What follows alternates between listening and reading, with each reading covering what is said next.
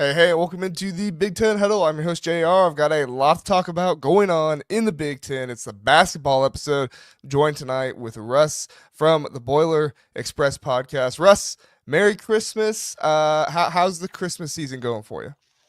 It's good. It's good. It started early because my daughter's birthday was the 16th. So we have like early present season and family season. And now this weekend we'll start to get into actual Christmas. So we've kind of got a head start a little bit on that. So, but appreciate you having me back on here. Look forward to talking the next hour and a half, hour and 45 about Edie blocking Steph Curry tonight. So look Let's forward to it. start there. Let's start there. Listen, I was just telling you before we came on. I'm not a huge NBA fan, which is like kind of weird for somebody that podcasts about college basketball because normally those people also watch the NBA. But I can say the same thing with football. I'm not really a huge NFL fan either. I just like college athletics more than anything.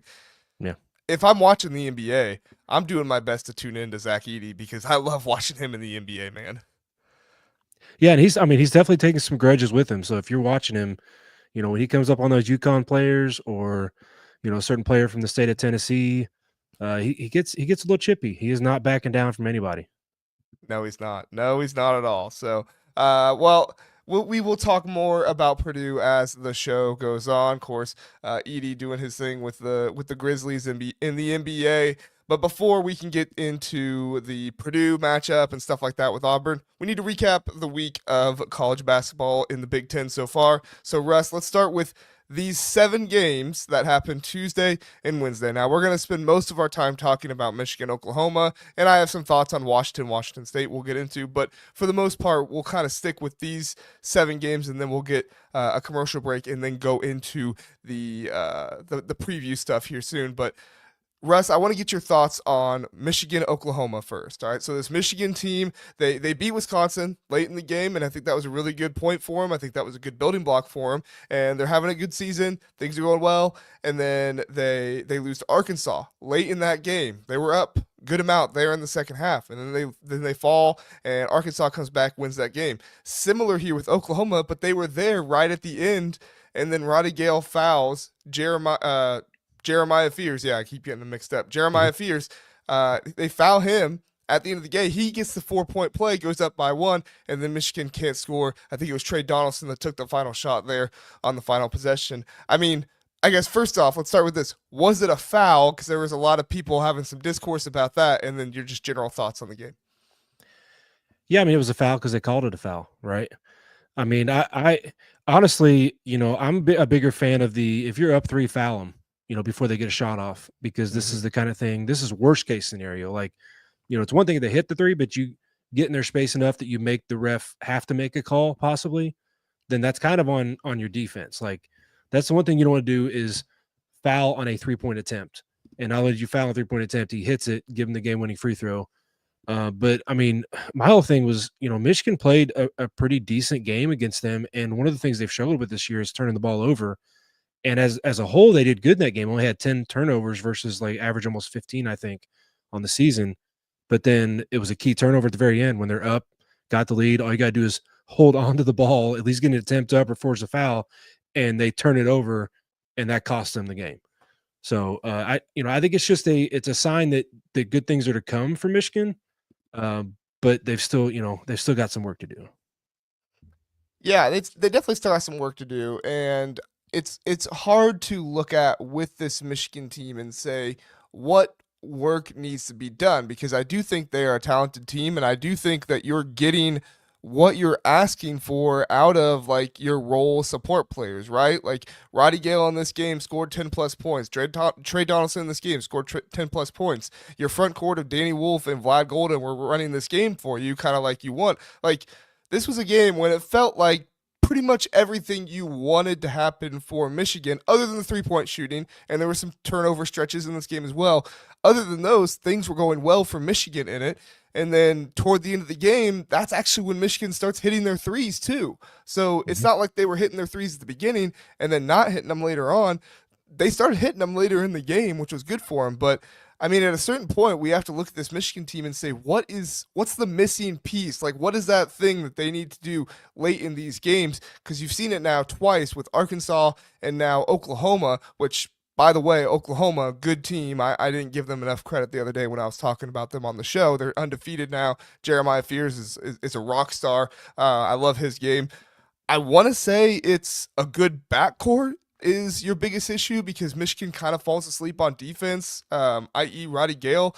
I know that from watching him at Ohio State for enough years. He kind of keeps doing that, but I don't know if it's just that. Like, I feel like there's something on the offense with this team as well. Do you have any thoughts there, Russ?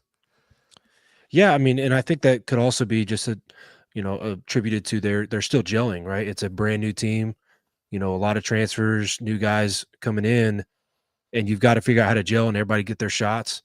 But yeah, their backcourt and their assist percentage is, their turnover percentage is high, like I said, and a lot of times that's attributed most to your guard play. And if they can figure that out, it feels a lot like, some of those Purdue teams, before they won back-to-back titles where they, if you just get a solid point guard that can lock it down, not turn the ball over, get the ball in the right scorer's hands, that could be all the difference for this Michigan team. And I want to know too, did his brother call him? Did Jeremiah's brother call him and be like, hey, just so you know, like this your only shot. I get him twice, but help me out. Like give him a taste of the family medicine. Right. Yeah. Yeah. Give him a little bit of taste here. I definitely think that happened. I definitely think they shared a phone call beforehand. Okay. So I have a thought, and this might be a very good take by the end of the season, or it could be a take that roasts me for the entire year. So Russ, you let me know if this is a good take or a bad take. Okay. I feel like Danny Wolf is the best player on this Michigan team, but I also simultaneously feel like Danny Wolf is the reason why this Michigan team is not a contender for the Big Ten and is just ultimately an NCAA tournament team, probably a round two team. I think that Dusty May relies a little too much on Danny Wolf as a ball handler. I like this team much more when Trey Donaldson is bringing the ball up, and then you get action to Danny Wolf off of ball screens from Vlad Golden, and then I really like when they were running a ball screen off of Danny Wolf into a pick and pop, and then another ball screen to Vlad Golden off of that as well. I think that creates so much confusion for the defense, but then you have Danny Wolf come up with the ball and just go straight into a ball screen with Vlad Golden, and you saw Oklahoma kind of take advantage of that a number of times because you saw him hedge Danny Wolf, and I don't think Danny Wolf does very well with the hedge, especially when the five-man of the opposing team is a little bit more athletic, like what's his name was for Oklahoma, Godwin or something like that. Mhm. He was actually a pretty good player too. I was impressed by him. But anyway, I felt like that was kind of a weakness there for him, and I feel like you have to get Trey Donaldson involved in that pick and roll game if you want it to be successful, because Danny Wolf, unfortunately, is just too turnover prone, and for whatever reason, I mean, I don't have stats to back this up, and I don't even know if there are stats to back this up, but I feel like Michigan players are off the ball, getting open for shots better when Trey Donaldson is in pick and roll rather than when Danny Wolf is in pick and roll. Is that fair to say? Yeah, and just if you want to look someplace for stats that could or could not back that up, check out CBB Analytics. I'm just saying, it's a good place for stats. But yeah, no, you kind of fed into my last take on this game, which was it felt like a kind of a second round game. Felt like a 6-3, 7-2 type of matchup that, like you said, you have a player like Danny Wolf that maybe is not quite, ready enough to control the game in these big games and get their team over the hump to win them. And when you have that as your best player, it does kind of also limit you. So yeah, no, I think that's very fair. I think that, again, not having a set point or a set guy that you're the guy that creates the action and gets the right guys in the right position. When you want to be the guy taking the shot, it's hard, unless you're a seasoned veteran, to be the guy bringing the ball up and also try to set yourself up for a shot and set other guys up in the right position as well. Yeah, yeah. I mean, it's definitely something they have to get figured out. For whatever reason, I'm totally with you. They're just not finding their shot when Danny Wolf has the ball for whatever reason. Frank stat tank Frank. He has his thoughts. He says early in the season, teams were confused on guarding the big ball screens. More aggressive ball screen coverage has shown to be problematic for Michigan in those actions. Yeah, I mean, example A of that was Wisconsin, right? Like Wisconsin, they just kind of sat back on their heels and they didn't know what to do with it. And now you see a team like Oklahoma attacking the ball screen with again Goodwin, whatever his last name is. I apologize. And I think they're gonna have to figure that out. And unfortunately, the other piece of this is you don't have good enough shooting on this Michigan team. You definitely didn't have it in that game, and you definitely don't have it. Like one of the reasons why you run a ball screen or you run ball screen action with a 4 and a 5 is because you have shooters all around him. Roddy Gale's not a shooter. Trey Johnson, pretty good shooter. He didn't shoot great last game, but I mean, in his career, he's been I believe, a plus 40% free throw shooter, or at least plus 35. And then Nimari Burnett, he's he's fine, but he's not really a post up, not a post up, a catch and shoot shooter for you either. So like, I mean, you're gonna have to get somebody out there to shoot better to help this pick and roll action. But let's get a couple more takes and then we'll move on to Washington State. Problem with Michigan is they turn the ball over way too much in general, but they're also streaky from three. Yeah, no, I totally agree, John. And I think Daniel Wolf is a big problem for that, and Roddy Gale. Roddy Gale turns the ball over a lot too. Philip says Michigan loses first round of the tournament to a mid-major that presses them, will cause a lot of problems, especially Wolf. Yeah, I mean, I think if they get the right matchup, I think they can get through the first round. But I would not be surprised if, I don't know, what seed would you project Michigan as? Like a 5 to 7 somewhere in there, or am I being too generous? You might be a little bit on the generous side there. I would say like more of like a 7 to 10. So like if they get a 10 seed with a good matchup against a 7 seed, they could definitely be a second week or a second round team. And then, comes down to what their second round matchup is.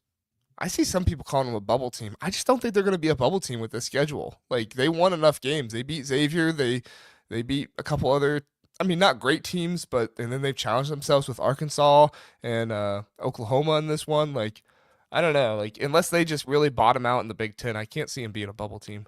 Well, the problem is they are only 1-2 in quad one games so far this season, and they do have one of the lower end losses as far as Big Ten teams go. So, that plays a little more Who was factor. that, Wake Forest?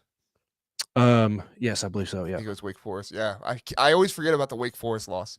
I think that was their first Power 4 team they played too. So, all right. Okay, Russ, I have a thought on Washington, and I know nobody really cares for it, but I still have a thought on it, so I want to share it. So, did you watch the Washington State game? I didn't. I just checked out some highlights. Okay. But yeah. So I watched it. I was up late and just obviously, Washington plays late. So I watched this and also Apple Cup and everything. So I wanted to check it out and see what was going on. They benched Zoom Diallo in the starting lineup in this one and put in a senior named DJ Davis. I mean, I've watched DJ Davis a couple times this season, but I never really thought anything super great with him. Not trying to insult the kid or anything. I just didn't think there was anything, super spectacular about him. But Danny Sprinkle puts him in instead. And Great Osibor, like their offense stalls out at the beginning. It just does not go well at all. And so at first I'm thinking to myself, what in the world is Danny Sprinkle doing? Like this was a terrible decision. DJ Davis is not that good of a shooter. Like he's chucking up threes from like 3-4 feet behind the 3-point line because he doesn't do a good enough job getting open off the ball. And then, I mean, there were literally times when they had 4 guys guarding Great Osibor in the paint in this game. And it's like, the dude has to be incredibly frustrated right now because he can't do anything with the ball, and all of his guys are just standing around out there.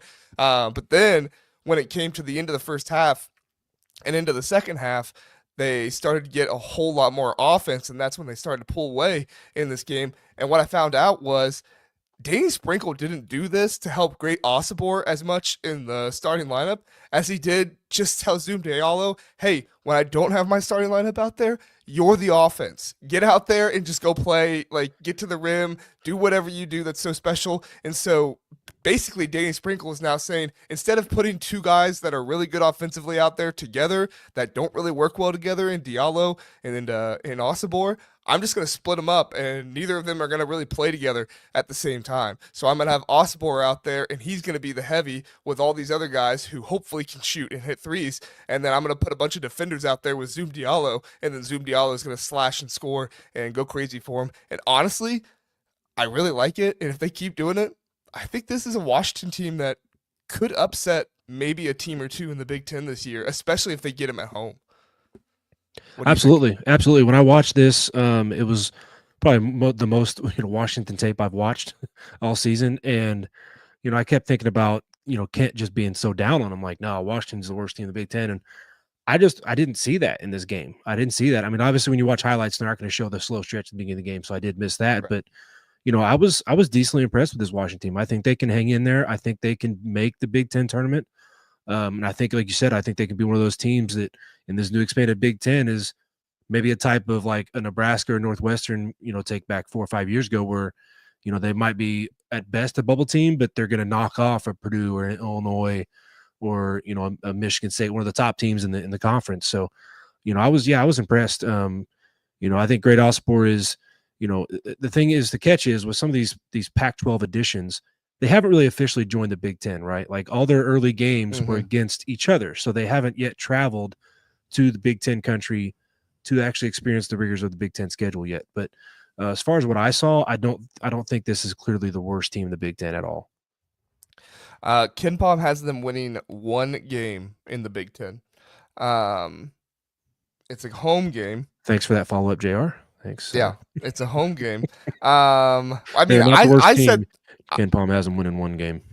I mean, I was with you, so I'm not like I'm right there as well. But and Ken Pom's not always right. But like you tell me who you think they win against in these home games. Indiana, Rutgers, Northwestern, Nebraska, Purdue, UCLA, Illinois, Maryland. Who do you think that one win is against? Oh, who do I think Ken Pom has them beating? Yeah, they have them beating them by 2 points at home. It's their only win they have them having in the Big Ten this year. I'm going to go with Rutgers. You're correct. They have them beating them by 2 points. And I was going to say that first half, the first 4 teams you listed there are probably the better chances, as far as Indiana, Northwestern, Nebraska, and we said Indiana, Northwestern, Nebraska, and Rutgers. Yeah. Those 4, that back 4 is kind of probably the top half of the conference teams. But, I think that you'll still see this year, and people are reminded of it somewhat, that it's tough to win on the road in the Big Ten, period. Right. And I think it's going to be tough going out to, like UCLA and Oregon and Washington and all those different places and trying to win there as well. I mean, they also get like Oregon at home and they get UCLA. I think I listed them at home as well, but I figured those are teams that are already out there. So like the travel doesn't matter as much, but we saw the travel did matter, I feel like, in football. So if it mattered for football, I feel like, we'll see it matter in basketball as well. But yeah, so those teams, Indiana, Northwestern, and Nebraska, they have them losing to all of them by 1 at home. Oh, wow. So I will say it's a little bit different than football, I think, because, every traditional Big Ten team has either Washington, Oregon as road games or USC, UCLA as road games, and they're on the same week/weekend.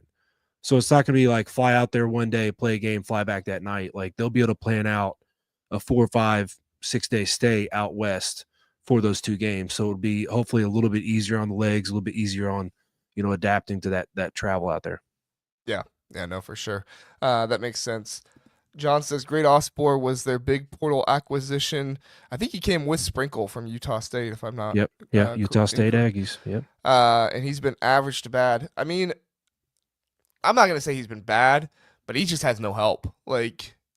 Like I said, they are literally putting 2, 3 guys on him down in the box or in the paint, and he's trying to pass out of it, but his guys, they aren't moving, they aren't helping him in a lot of cases. He's a good rebounder, I feel like, and he's really bodying guys down there, but he's gonna learn in the Big Ten that he's not gonna be the biggest body. I think that was something that helped him at Utah, was he was just the biggest body and could kind of, I'm not gonna say just big, I'm not gonna say just tall, Russ. Okay, I'm not gonna say either of those.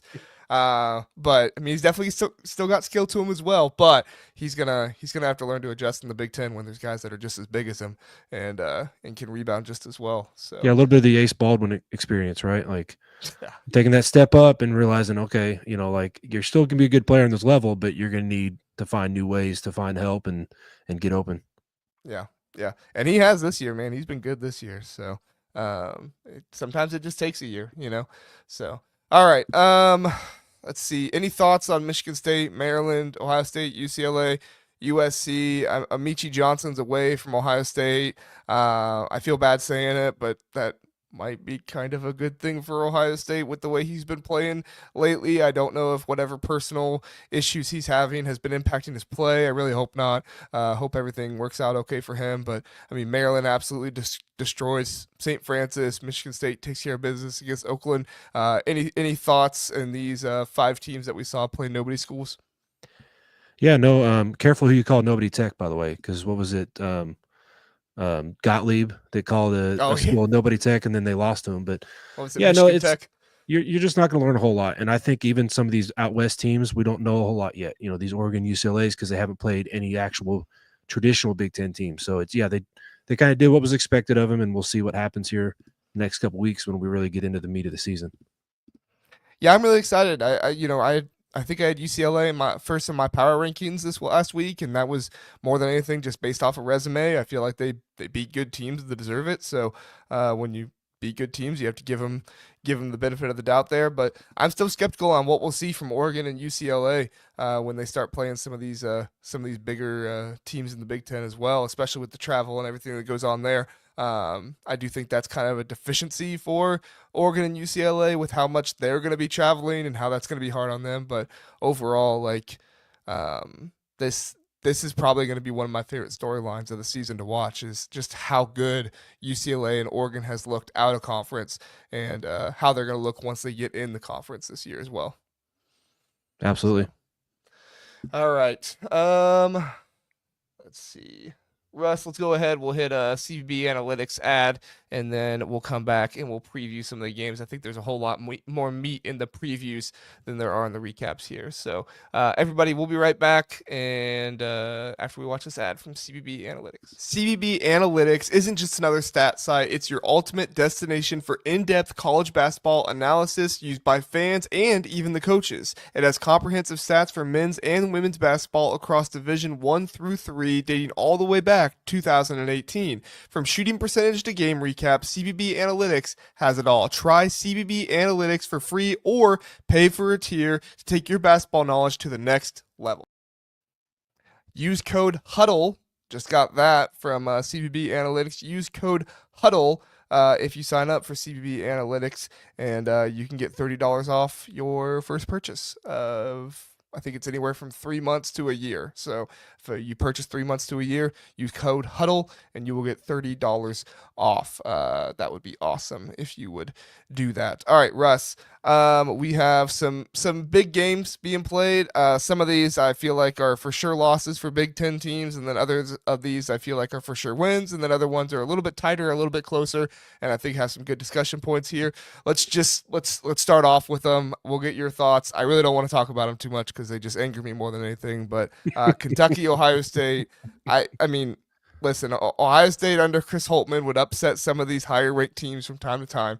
And to Jake Diebler's credit, they did almost upset Pitt earlier in the year. However, I don't think Pitt was super highly ranked in that game. I think they were just higher in KenPom.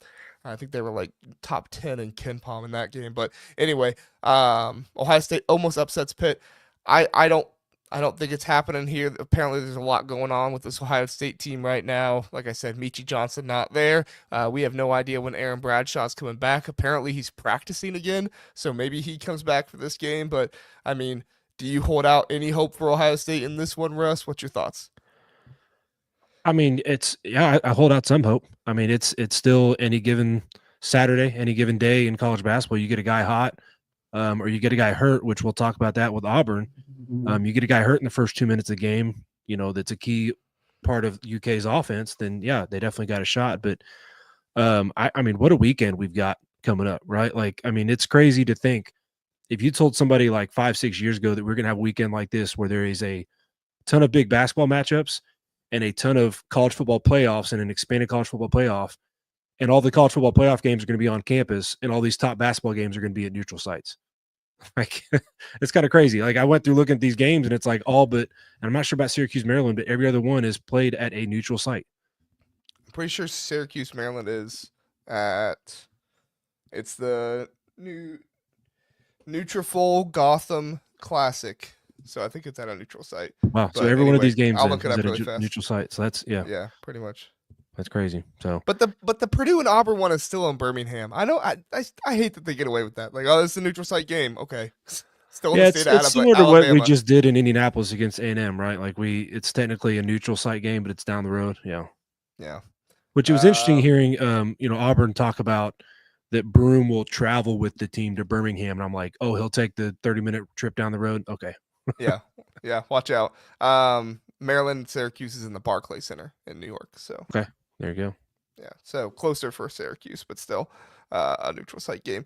Yeah. I think we'll get to that for sure when we get to Auburn Purdue. I think that's going to be a huge part of trying to predict that game if Johnny Broom is going to play or Janai Broom is going to play or not. I think Ohio State's only hope here against Kentucky is that they just shoot the lights out. I mean, that's kind of what I was saying about this Ohio State team from the beginning, which is they really don't have all that great of rim protection. Devin Royal can do some really good things for you down in the paint. He's been kind of a star for this team ever since Bradshaw went down, and they can go small and really impact teams in this one. I do think it affects them that Kentucky doesn't have like an outright star player anymore this season. And I don't think it's necessarily a bad thing. What was it, Butler? I think he had a really good game this last game they played. He had a great game against Louisville. I got to see that one. He had like 30 points or something like that. Like went off. He was like 10 for 10. Like he didn't even shoot that much. He just was really efficient in everything he was doing. So, I mean, obviously, if they get efficiency like that from their guys, you don't need a star player to win these games. But if Ohio State, if they can get Junie Mobley Jr. going and they can get Bruce Thornton shooting well, if Micah Parrish can have another one of his 4-for-4 3-point shooting games, Ohio State definitely has a chance to win this one. But I mean, I just think that's what this Ohio State team is this season. If they aren't hitting their threes and they aren't able to take their threes, i.e., against Auburn, then you're going to lose by 30 points. But if you're going to be able to shoot 40+% and be one of the best shooting teams in the nation, you're going to have a chance to win. Problem is, you're not going to shoot 40% every single game. It's really, really hard to do that, especially when teams know that's basically all you can do, and they just sell out on that. Now, Devin Royal helps with that, but Devin Royal is only 6'6". Like, he's not like a dominant down low, 7'4" guy. Oh, gosh, I wish we had that. Nobody has that. Not everybody has one of the guys. No, not everybody has those. Just growing on trees on their bench. So interesting. But I mean, big if true. Yeah, big if true. But yeah, so I think that's all I got there. UCLA, North Carolina. Russ, any thoughts on this one? North Carolina's kind of been losing a little bit, but they've been playing tough teams. UCLA's been winning their big games against some tougher teams, so I lean UCLA in this one. But RJ Davis is still really good for North Carolina. I still think this is a pretty good North Carolina team, so we should see them with some good fight. What's your thoughts? Yeah, I mean, my initial thought was I'm surprised it's a 3-point spread is the prediction here. Like I would probably put money on UCLA covering for sure. I think UCLA is one of those teams that spreads it out. Obviously Bill Dow's probably been their key guy. Like when you watch highlights, you watch them, hit big shots. He seems to always be the name that's involved with big plays. It kind of helps him on runs and helps him in those close games. But I'd be kind of shocked if UCLA lost this one. Yeah, me too. Like Kent and I were talking about on the Power Ranking show. They're kind of like Kentucky. They don't have like a star player, but all of their players just kind of do what they're asked to do well. And when all of them do it well, it kind of fits. So, and North Carolina they've played a tough non-conference schedule, so they are seasoned. But every top team they've played, they've lost to. Their best win is maybe like a Dayton, to Georgia Tech maybe, but they've lost to Auburn, Alabama, Michigan State, Florida, Kansas. Like every top team they've played, they've come up short. So basically every SEC team they've played in Michigan State. Right.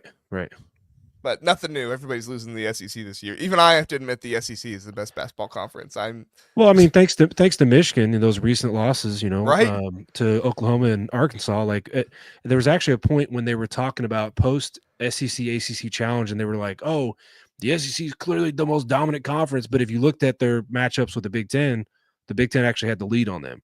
But thanks to teams like Michigan, that's not the case anymore. But yeah, even Purdue's I think they have 4 SEC teams on the schedule. Auburn is their 4th of 4. So hopefully we can go 3-1 this weekend. But yeah. That'd be nice. 3-1. Who?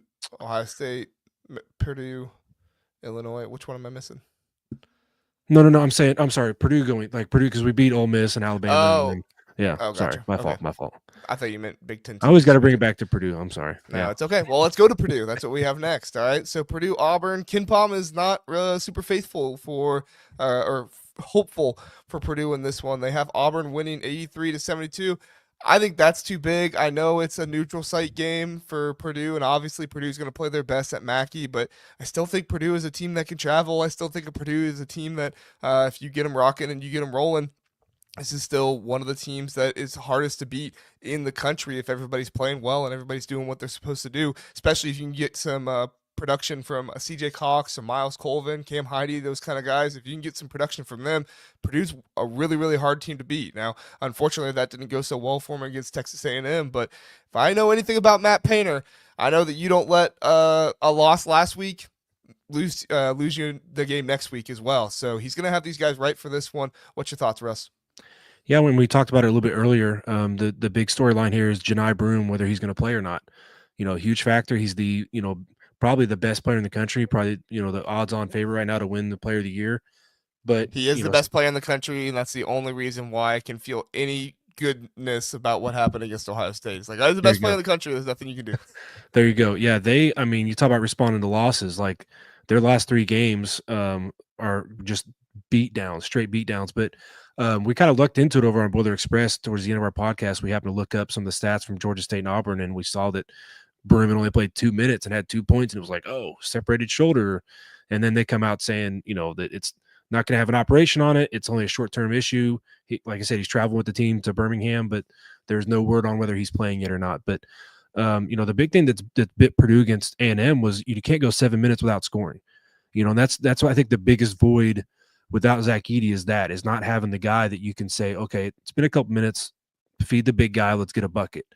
And we need to maybe do a better job of just making sure like we go to one of those high percentage plays, maybe a ball screen action with Braden Smith or something where we get a high percentage shot, high percentage look to at least get the drought ended. Because we also held A&M like 4+ minutes without a bucket, and that was our chance to kind of make a run and win that game. And if we hit just a couple shots in that run, we probably still survive that game. So I think that's our biggest weakness. And against a team like Auburn, that's one of, if not the best offensive teams as a whole in the country as well, second to maybe like a Tennessee, I can see why it's a double-digit difference. If you get some inside information and you find out Broome's not going to play, go ahead and hit Purdue to cover before they adjust the line.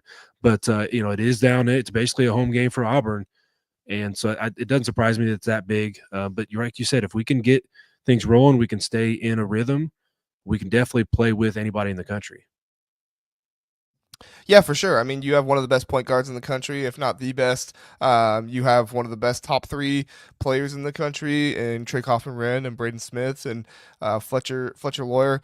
I mean, my biggest thing with this Purdue team, and I said it in the last episode, and I'm sure you'll have thoughts on it as well, Russ, but unfortunately right now you just have Trey Kaufman-Wren playing out of position, right? I mean, he's playing the 5 right now. He's much more of a 4. Listen, I'll eat my words. I said a year ago that I didn't think Trey Kaufman-Wren was all that good. He's fantastic, especially when he has that right hand. He can just eat about anybody's lunch offensively, but defensively, she's just not fit to play the 5 defensively, unfortunately. And when you get Will Berg in there, and we were talking about this a little bit before the show. Like, if you get Will Berg in there, Will Berg can give you good, solid minutes where he's not fouling, getting 2 or 3 fouls in 10 minutes of play. That's kind of like the missing piece for this Purdue team if they can get Will Berg to play well. But unfortunately, this is the first time where he's really seen 10+ minutes or wanting to see 10+ minutes because Daniel Jacobson went down, which is unfortunate. I really wanted to see what Daniel Jacobson would have been this season, but that's the game. Injuries happen. You got to do what you got to do. So we'll see what happens here. But I mean, if there's anybody that can get Will Berg right, I think it's Matt Painter. It's just like it is a pretty uphill project to get done. I mean, am I right on that? Do you see any other way to get the 5 position right without Will Berg? What's your thoughts here, Russ? Yeah, I mean, it's like I said, one thing we said before it came on, one thing you got to remember is this is, like you said, the first year that Will Berg has played any kind of significant minutes, but he's still struggling to get, 8, 9, 10 minutes a game because he did get injured his first year in redshirt. And then last year as a freshman, didn't play hardly at all. And so it's hard to get into that when we've had a pretty tough non-conference schedule, and now we're already headed in the Big Ten schedule here in a couple of games. But objectively, You just shot out at CBB Analytics. Like objectively, we're a much better team on both ends with Wilberg out there. It's just can we trust him out there to not foul? Can we trust him out there to not, give up a high percentage of offensive rebounds to the team? But yeah, I think Trey Kaufman-Renn is, like I said, he's elite offensively, but defensively, one thing that did help Edey, his size did help, right? He wasn't just big. I know that was the whole debate, but like when you're 7'4" and not trying to foul and just walling up, it's a little bit different than 6'10" and walling up and trying not to foul. It's a difference. And when there's that much more weight as far as our front court goes on Trey Kaufman-Renn, he's really got to stay out of foul trouble. And so it takes a lot of the legs out from under him on the defensive end to play more aggressively and, get some more blocks, get some more denials. But Braden Smith and Trey Kaufman-Renn, when they get in that ball screen action, it can be just as lethal as Edey if they do it right.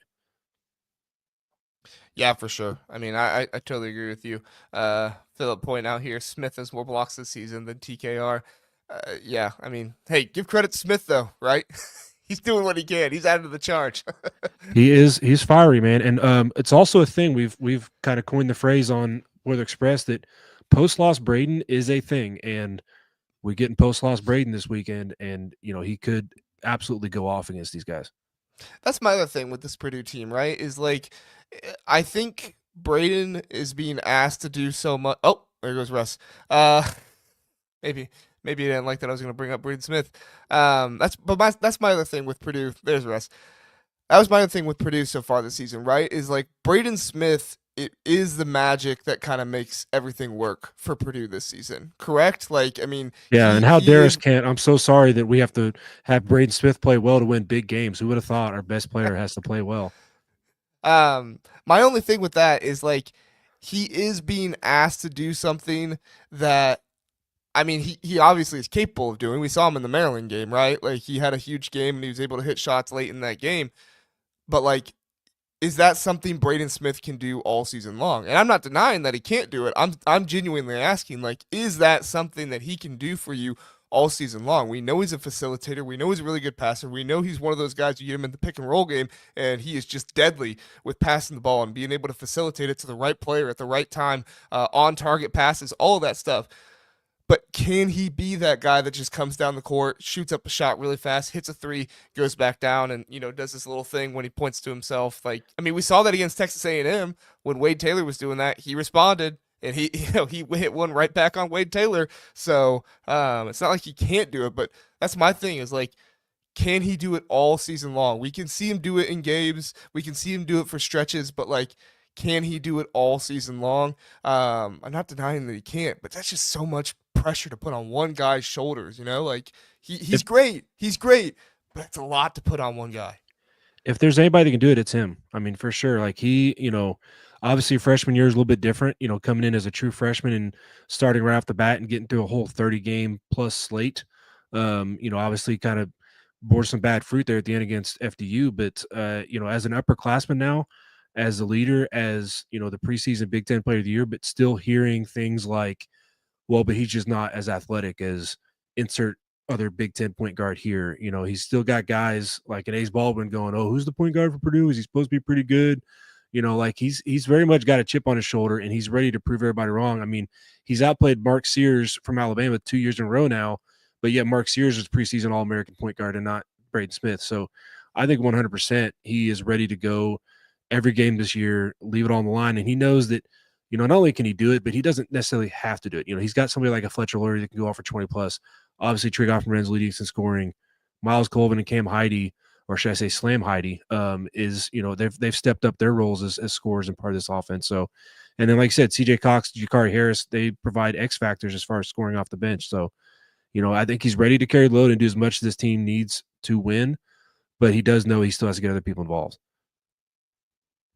Yeah, no, I totally agree. I think that bench is a huge piece of it as well. The bench has to be able to come in if a guy like Fletcher Lawyer or Trey Kaufman-Renn is not having their night and they're not going off for 20 plus. Like that last game, I think Fletcher had 10, 12 points or something like that. He had a couple threes in that one, but he had a couple. No, did he hit any threes in that Texas A&M game?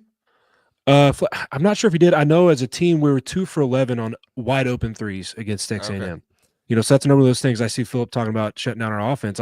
I kind of disagree. Like we just missed open shots, and then A&M was just hitting off balance shot, off balance three here and there.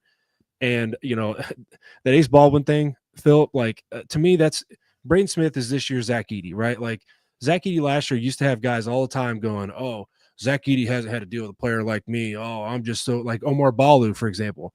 And then you go to that game, and what do they do to Edey? They double team and triple team him, and that's what Penn State did.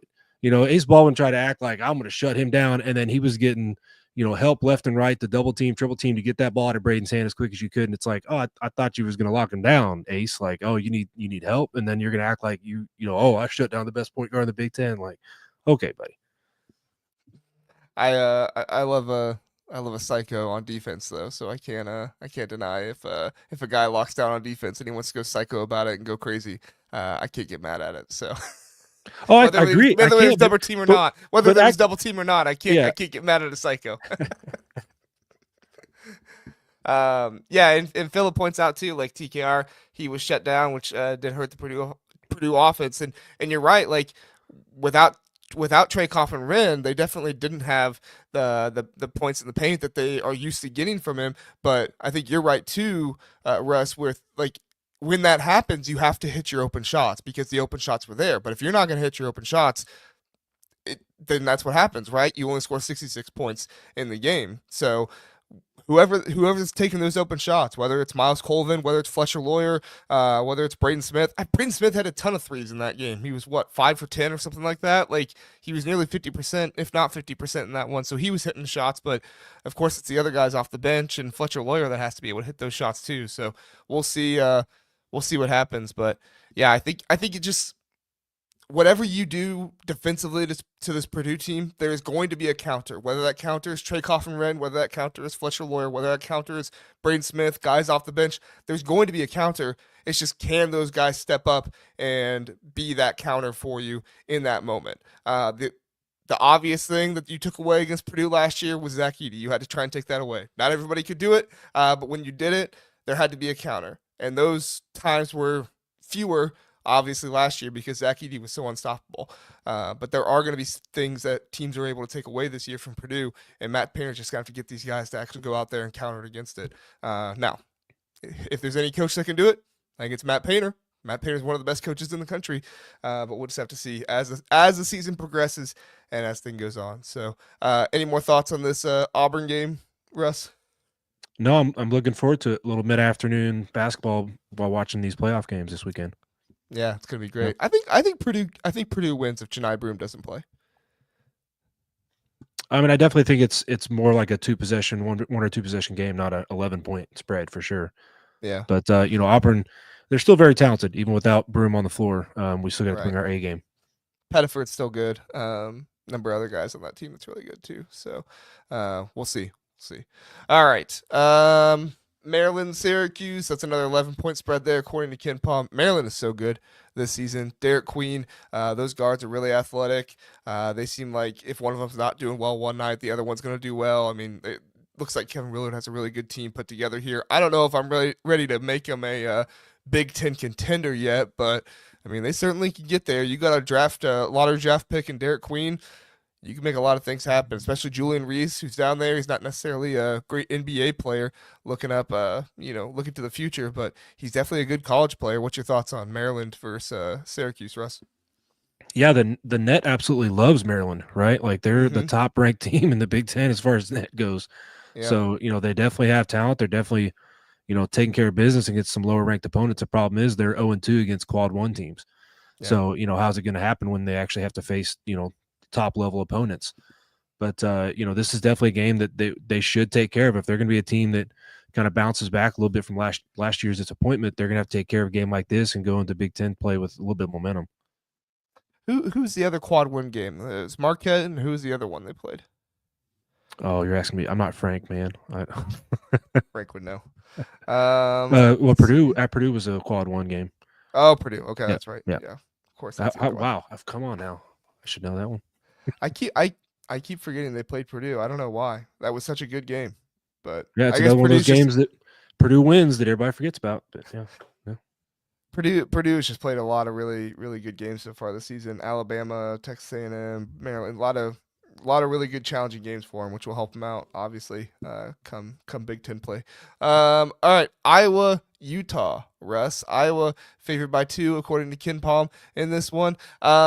This Iowa team is interesting. I still don't know exactly what to make of them. I still like the pieces that they have, but Fran seems to be trying to put them together a little bit in some couple different ways. They still haven't found rebounding. Owen Freeman, he's doing a lot of things for the team, but he can't seem to rebound. I don't know why. He's big enough. He's strong enough. He should be able to just kind of beat guys up down there and get the rebound, but he doesn't really do it. What's your thoughts, Iowa versus Utah here?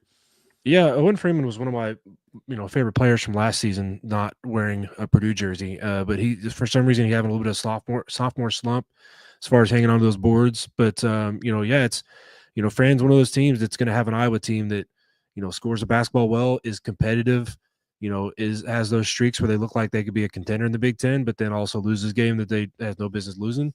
So it is pretty much, again, another one of those fake neutral site games where it's up in Sioux Falls, South Dakota, where they're going to have heavy home support. Yeah, I mean he's somehow he figures it out. It's that championship defense. It's that tape. That he put out how to build a championship defense. That apparently they actually try to play defense at Iowa sometimes, and hopefully they get enough to win this Saturday against Utah. Yeah, no, I agree with you, Philip. They got to get in there and rebound it, which is interesting because Owen Freeman does get offensive rebounds. He's averaging 2.1 offensive rebounds per game, but then when you look at his defensive rebounds, only 4.4. Like, it's for whatever reason, it's those defensive rebounds. He can't snatch up as well as other guys do. Josh Dix is getting in there and rebounding as well, which I think is big for him when he's able to do that. Last year, he was pretty much just a score guy. I mean, he really didn't do much else other than that. And he's still scoring well this year. He's averaging over 13 points per game, but he's got to be more than that this year. He's got to get more assists. He's got to get more rebounds in this one, averaging nearly 3 assists per game. So that's good from him. But I think Drew Thelwell has been a nice addition to them from Morehead State. I think Brock Harding has done some good things for him as well. So that point guard position, once they really get that squared away, once they get the rebounding squared away, I think this could be a dangerous team in Iowa that could give some teams some fits. Obviously, not as much on the defensive end, but offensively, they could give some teams some fits. So, championship defense, JR. They play championship defense. That's right. How dare I say they don't? Yeah, I'm surprised there's not more kind of anomalies with that as far as being good at offensive rebounding, but not great defensively. Because really, rebounding, the onus is all on the defense, right? Like offensively, if you're going to go after offensive rebounds, it's just go at it like a madman and get the ball. And defense, it's all about you got to find your guy. Everybody's got to match up well. Everybody's got to box out, and then somebody's got to secure that rebound defensively. So, it kind of shocks me we don't see more kind of cases like that. Yeah, I've always said rebound, not always. I've kind of always thought that, I've not always said, but I've always kind of thought that rebounding in basketball is kind of like offensive line play in football, where like you can have all the intangibles and you can have like the weight and the size and everything, but if you're not just like an absolute menace that will just like throw somebody on the ground to go get a ball, you're not going to be a very good rebounder. It's guys that are just like willing to completely destroy the person in front of them so that way they can get the ball. Obviously, can't do over the back, but that just go get the ball. Those are the guys that are the best at it. So yeah, and similar to offensive line, if one guy doesn't do his job and one guy breaks that line, you're giving up the rebound, right? You're giving up the sack. So exactly. Philip's right. This is the second Utah team that Iowa has played this year, and Iowa's only loss was to a Utah team this year, or not the only loss. Their only out of conference loss, I believe, because they beat everybody else in their out of conference. No, Iowa State. I always forget about Iowa State. Never mind. But they did lose to Utah State by 7. I think it was 77-70 in that one. So we'll see. We'll see if Utah can beat them. It's going to be an interesting one. Chris says Ohio State is no way that close to Kentucky in that game. Yeah, we talked about it. Really, the only shot they have is if they shoot over 40%. But other teams know that, so they're not going to let Ohio State shoot over 40%. At least I would think they wouldn't. But you never know. But no, I don't disagree with you, Chris. I do not disagree with you at all. Oregon 79, Stanford 72. I'm going to be honest, Russ, I've not watched a whole lot of Stanford this season, so, not really been my cup of tea. But Oregon, watched a lot of them this season. Nate Biddle, very good. Jackson Shelstad, when he decides to be, very good. I like what Dana Altman's doing with this team. This is a good Oregon team. They they've beaten some good teams this season as well. What's your thoughts with Oregon and Stanford? Yeah, you kind of summed up my brief notes a little bit there. Nate Biddle, very good, leading scorer for Oregon. Very I savvy too. He's a very savvy player. Yeah, and I haven't watched a lot of Stanford or really any Stanford either, but I did see they have losses to Cal Poly and Grand Canyon. They're 86th in Ken Palm, and I don't think they have any business being within single digits of Oregon this weekend. I think this is, it's funny. Some of these Pac-12, crossovers to the Big Ten are playing a little bit of revenge tour, right? You got obviously Washington State's is a rivalry, but you've got, Oregon still playing these Stanfords and some of these like Oregon State they played earlier in the year. And yeah, they're going to give them a nice little farewell, one last little beat down this weekend. And I'd be surprised if it was within 15. Yeah, I mean it shouldn't be. I feel like if I was a Purdue fan, I'd be a little insulted that the spread in the Auburn Purdue game is bigger than the spread in the Oregon Stanford game. It's like, you really think like Yeah, that's true. I mean, it's the home team bump. It's the home team bump. I think they're, again, it's in San Jose. It's not at Palo Alto. It's not actually technically a home game for Stanford, but it's still a home environment. So I think in college basketball, they heavily, heavily weight that. But yeah, I mean, I hope that puts another chip on the shoulder for the Boilermakers. Yeah. we'll get to Illinois here in a second, but like, can we just say like this is my least favorite part about college basketball is how many of these neutral site games and stuff they do like for no reason. Like, what is the reason? Like, there's not a tournament Tournament. classic or something they're doing for Oregon Stanford, is there? Like, I think it's tournament atmospheres. I think it's recruiting. I think it's just to kind of build out a big ticket event over the holiday season. They know a lot of these are played during the college breaks anyways. So like a lot of the home crowds aren't really there if they play it at their home crowds. There's like the paint crews, the student sections. I was searching for that, but the student sections are not there. So they figure, hey, instead of playing it at home where we're trying to just fill in an atmosphere without the students, let's play a big arena close to our fans that more people could maybe get into the game. We can sell it as a bigger ticket game, and just do that kind of thing. So I think that's kind of what these games are about. yeah. I mean, I guess I get it, but I don't know. I'm just such a homer for playing as many games on campus as you can possibly get. So, Yeah, I mean, but if uh, nobody's on campus, that's true. That's true. There's nobody right now. So, John says thanks, JR, for not putting the Indiana prediction up there. They stink this year. An IU fan. I mean, I didn't think we probably had much to say on Indiana I thought they Chattanooga. were Like, back this year. I thought they were going to be co-favorites to win the Big Ten. So many people were picking them to beat Purdue and win the Big Ten this year. I mean, what listen, happened? listen. If you listen to last episode, I ate my crow when we talked about teams we believe in. Burke still believes in Indiana. I was like, Burke, I am not there, bro. He said it was his fandom, and he has to believe, otherwise he's depressed. So Never daunted. Never never daunted. daunted. Well, his podcast is often daunted, so Yeah. he is the daunted. All right, let's see. I think Illinois, Missouri is our only one left to talk about here. So Illinois, they had that really good game against Tennessee, looked really good. If they could just inbound the ball there at the end of the game, or maybe stop a drive to the hoop late in the game by I keep forgetting his name, Tony Tracy Barney. Um, Philip's gonna put it in the chat for me. He did it last time, but yeah, I mean, if they could just stop a drive at the hoop at the end of the game, that would help him. But they weren't able to do that for him. So, and Sparis Yakonis, and I learned how to say his name because he's that good at this point. Like, he's basically been dragging this Illinois team a little bit. When Ben Hummerkaus isn't able to hit threes, Gainey, there we go. Thank you, Sonny. Oh man, Appreciate it. everybody's here. We got Sonny, we got Kent, Philip. Oh man, Yeah, I gotta just Philip go put it in off on there right Illinois after here. that. But I mean, I Sonny knows my thoughts on Ben Hummerkaus. I mean, the dude has got to actually. Thanks, Kent.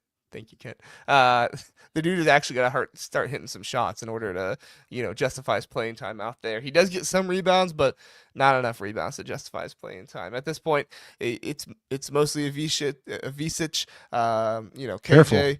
I know, right? KJ at this point as well. I mean, those guys are really, really good. But and Kylan Boswell, he steps up. He does some nice things. Trey White steps up and does some nice things. But I mean, this game is going to take you this team is going to be taken as far as KJ and Vicic take them this season. What do you think, Russ? Yeah, absolutely, absolutely. I mean, they got star players, they got talent, but can they get over the edge? I feel like Illinois is one of those teams in the last half a year to year that we give all them credit on these close losses to Purdue, or like, oh man, if they didn't play UConn, they're a Final Four team, and it's like, oh, they played the best team in the country and they almost beat them, and it's like, okay, well, almost beating them and beating them are two different things, but I mean, they definitely have the talent to compete, but you've got to get over that hump. You've got to, this is kind of and Purdue's facing it too, right? With the Braden Smith and Trey Kaufman heavy offense. If those two guys are not on, you're going to show to win these big games. Missouri is very much outmatched, I think, in this game, but they took care of Kansas. Luckily for Illinois, it is a neutral site game. It's not on Missouri's campus. It's in St. Louis, so I would expect Illinois to pretty easily handle this game. But who knows? What chip on their shoulder Missouri is going to try to have, and maybe try to get some of that mojo from the Kansas game in there. Yeah, for sure. I mean, I think Kansas is a little bit overrated this season. Don't come at me, Hunter Dickinson, on your podcast, but gosh, I hate him. I cannot wait until he's out of college basketball. Did he like throw something at somebody the other day or something like that? I don't know. He's like the new Perry Ellis, right? Like Kansas used to have Perry Ellis, he played college basketball. He's like mid-30s. Hunter Yeah. Dickinson's on that track. Yeah, he's about there. He's got to be done after the season. I'm pretty sure he's like 23, 24. He's got to be done after this season.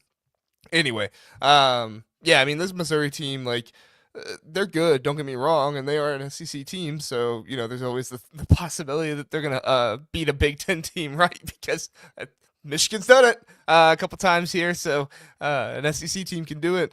But I don't know. I like this Illinois team too much. I think Brad has a really good squad in front of him. I think they have too many star players. As long as they do what they're supposed to do in this one, I hope we get to see Merez Johnson out there with Avicic and KJ and try to see that whole situation. I've been begging for that if we can finally get that. But I've been texting Sonny about that. He says Brad's holding it. Brad's holding it. So whatever you got cooking up over there, Brad, I'm not gonna complain too much. But at the end of the day, like, this is a game. If Illinois loses, it's not gonna be because Minnesota. It's not gonna be because Missouri won the game. It's gonna be because Illinois did something out of character and fell apart in some way, shape, or form. Yeah, I think this is going to be also, Missouri's right at that line. They're, I think, 49th in KenPom right now. So they're right at that line to being a quad one win, since this is a neutral site game. So, I think it's one of those games that it could be more like a double-digit spread in Illinois' favorite, and then they're big-time Missouri fans hoping that they stay within that top 50 to add that resume win to Illinois' resume come March. Yeah, no, I agree. It's gonna be a resume win for whoever can get there. So, and I mean, you tell me, Russ. Like, I'm really impressed with Illinois' defense this season overall, being able to play much better than they were last year. Now, still not getting the steals and stuff like that, but last year the defense that was one of the things that was really holding them back. This year, KenPom has them better on defense than they have them on offense. I So, thought they were like, supposed to have like three guys on the all-defensive team last year, right? Like Coleman Hawkins was the best defender in the league, and Terrence Shannon Jr. was a lockdown. I thought they were great defensively last year. I don't know where you're no, getting they that were from. not.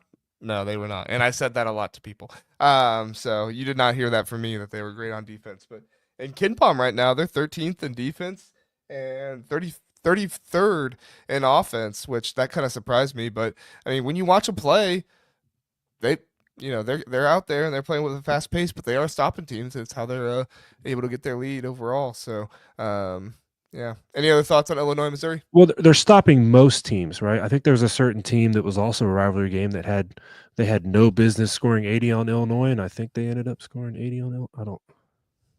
Maybe I'm misremembering that. I don't know. Scoring 80 on Illinois. Yeah. Oh, Wisconsin? No, purple team, I think. No, Northwestern only scored 70. Was it 70? No business scoring Yeah. 70, then maybe not 80, 70. Okay. Yeah, that was also That's what I get overtime, for too. trying to make a slam. Yeah, that was also overtime too. And don't get caught in the Brooks zone, the Brooks Barnheiser zone. Can I do that yet? Can I change the boo zone to the Brooks Barnheiser zone?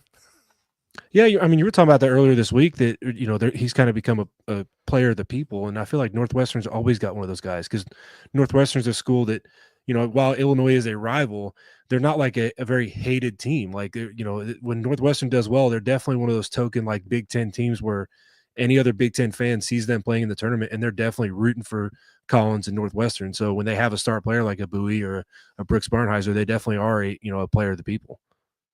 Yeah. And his best Chris friend's in the chat Collins. right now. Yeah. As I said, Chris Collins, he's just a man of the people overall, so you can't get mad about it. So, all right, Collins Russ. corridor. I love it. I think we put in a solid day's work here. Oh, and I did forget. I'm sorry. It is a rivalry game, so there is that aspect of that as well. I apologize, Sonny. I meant to mention that at the beginning, but I forgot to say rivalry game. There we go. Brooks Barnheiser, friend of the program. Yes, He's working harder to get in the comments than he does actually in the videos. Well, I was gonna say at the end of this episode, unfortunately, we won't have a video on Monday because neither Kent or I can be there Monday morning for a video. So we won't have a power rankings episode this Monday. We obviously will still post our power rankings on X and Twitter and everything over there, so you can catch those there. But we won't be able to have an episode Monday, and I think we should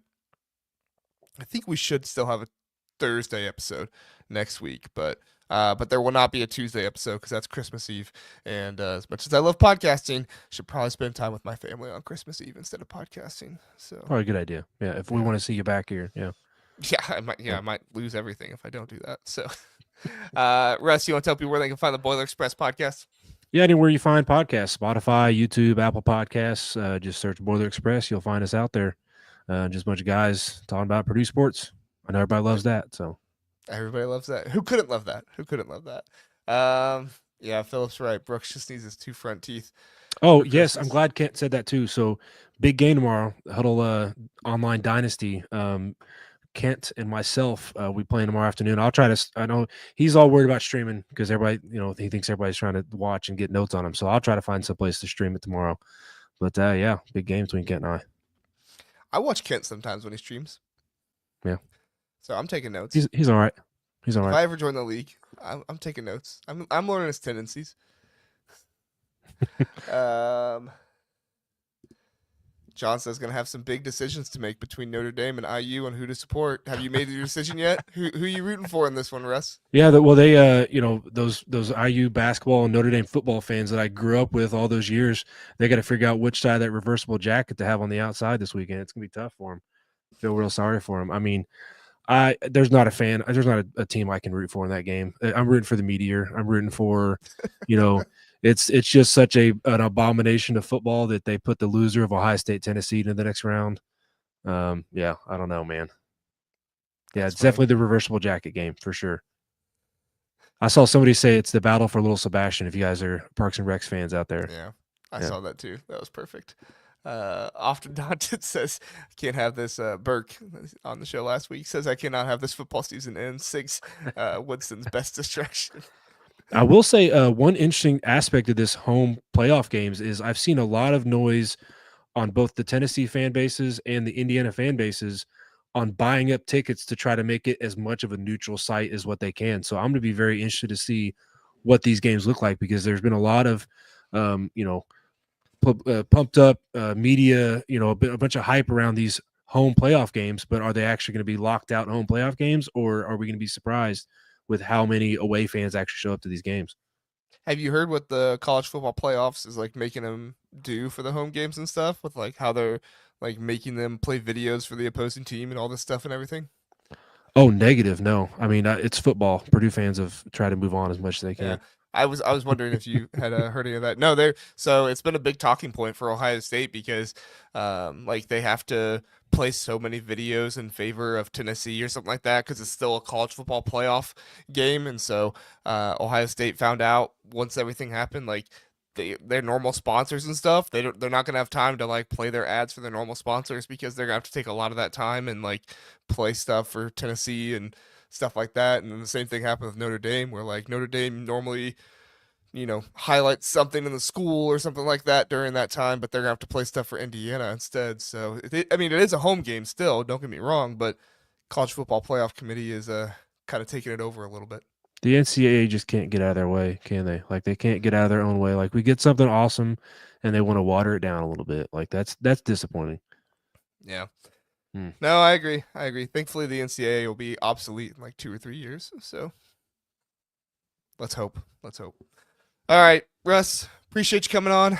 Thank you, everybody, for listening and watching. We appreciate it. We will have a recap episode, me and Zach, of the Indiana Notre Dame game going live right afterward tomorrow night. We will have a Sunday recap episode of everything that went on in the playoffs. So if Ohio State loses and you want to hear me and Zach both be very upset, you can come in for that one. And if Ohio State wins and you want to hear us be happy, come in for that one as well. So you're going to get either super happy JR and Zach or super sad JR and Zach. So that'll be fun for you there. And then, like I said, no Monday power ranking show and no Tuesday show as well. We will possibly be back next Thursday. I got to see if we're going to be able to do that, but we'll possibly be back for that, and we'll let you know. So thanks, everybody, for watching. Thanks, everybody, for listening. Have a good one.